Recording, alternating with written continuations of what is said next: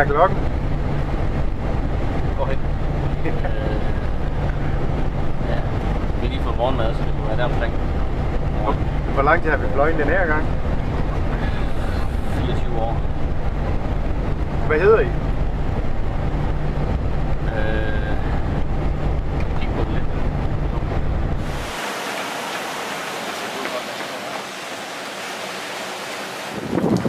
Skal vi ind og kigge i lommehåndbogen for maratonløbere? Det bliver rent spur derefter. Okay, jeg er klar.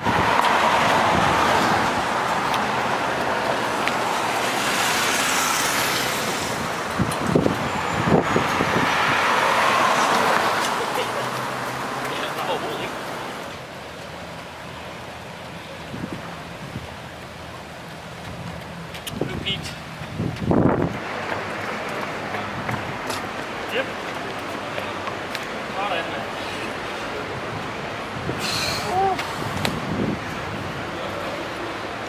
Skide godt. Ole, du har løbet maraton i Sydney før. Ja. Levet bakkeren op til forventning. Jeg skulle ikke huske, den var så bakket. Fy for satan. Det er ikke sjovt på hævede ben og betændte skinneben og blodvæbler og alt muligt andet. Du? Ja, 15-16 timer, og så er Abu Dhabi. Og det er ikke tænkt på lige nu. Nu skal vi have fødderne i noget vand, fordi ellers så er de fugt. Fødderne i noget vand og noget øl i kroppen. Yes, sir. Så er vi klar. Ja. Sådan. Og en stor bøf. Godt at høre. Kasper, en af dine tidligere venner, Ole, han fik dig lokket til at løbe det her maraton i Sydney. Ja, det stopper lige nu. Ja, det med venneren? Ja, eller det med maraton? Ja, det vil sige, at jeg skal aldrig, når jeg kommer hjem fra det her, så skal jeg så gå over, inden jeg tager løbeskoen på igen. Det er simpelthen... Hvad skal du lave det år? Så skal jeg være fuld. Nyde livet. Have fødderne op i sofaen, og så skal jeg ikke lave skid. Intet. Der er jo ingen forandring ved inden du tog afsted. Nej, og så skal jeg fatte nogle voksenblære, for jeg blev så dårlig, at jeg ikke engang gider gå på lokum længere. Var det galt ude midt på broen igen den her gang?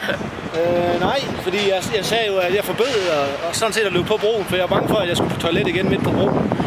Og der er altså langt ind fra Golden Gate, midten af den, og så ind til et toilet, skal jeg hilse at sige. Så det turde jeg ikke, den chance turde jeg ikke tage den her gang.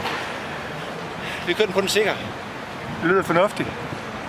Hvad så, er du med på det med fødderne i vand og øl i kroppen? Ja, så jeg tror mine ankler, de går ud i et hop fra låret her, og så ned over benet, ud i tæerne.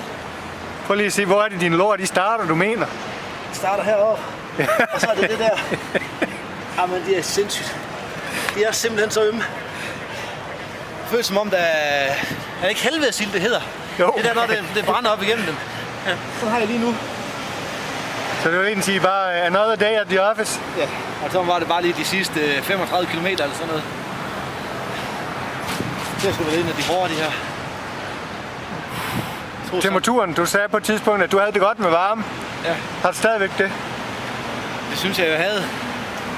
Men altså, der var på et tidspunkt, hvor vi blev nødt til at prioritere at løbe på de hvide fliser, fordi de var altså ikke så varme at løbe på som de sorte. Det var sæt med varmt.